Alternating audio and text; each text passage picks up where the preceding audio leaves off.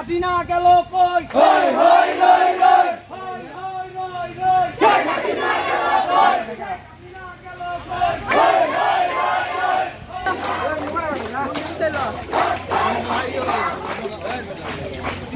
বলেলেন এই যে জুয়ান কবে আইছে এই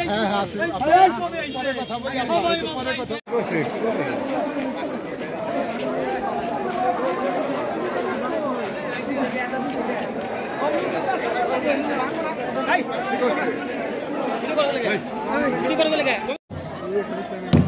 আমার কি দোষ